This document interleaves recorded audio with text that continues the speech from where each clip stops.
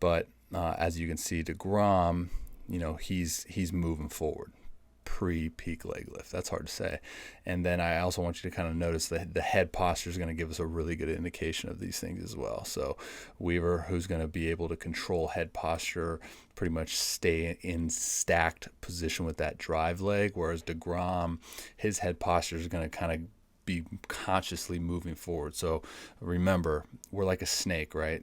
So if you picture a snake, wherever the head goes for the snake, the body's going to go. And this is kind of where I was going with the conversation with Weave, was that if we can initiate a little bit of forward momentum, the body's going to follow in the sense of getting into an accelerated rate approaching front foot strike, which I think is something that deGrom does extremely well, accelerating into front foot strike. So you'll see that his head posture is kind of 60-40, 65-35 here, which is going to initiate him to move and accelerate into that drive phase. Whereas, again, just kind of looking at the posture of Luke here, he's cautiously staying back, giving his arm more time.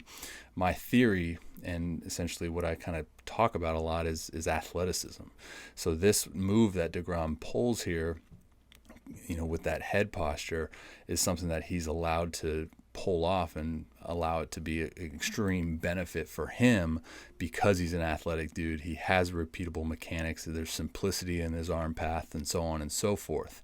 You're not going to take a deGrom video like this and talk about his head and say, little Timmy, the 13-year-old that's just starting to pitch more, like you're not going to do that, because what happens for a kid, right, is he speeds and rushes down the mound because there's over anxious, there's over rotation, premature, disconnection, and all these things.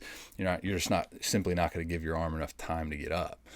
And this is where I think Weave and I were talking about on the phone was, deGrom made some adjustments with his arm path, which we can kind of sit and argue, like, did he make the adjustments with his arm path, or did his body kind of just organize himself differently now that he's kind of accelerated his body into front foot plant? Looking at deGrom here, the forward momentum, the head accelerates himself, and he's able to control that posture the whole time. Still see how kind of in the beginning of the drive phase it's forward.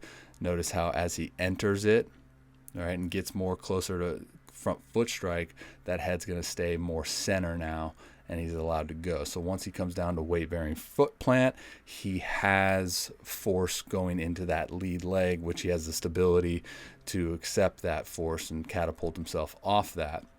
You see a lot of guys who come into weight-bearing foot plant and, their head's over here, which disconnects them from their arm. So then they have to generate more power with that throwing arm instead of allowing that to occur naturally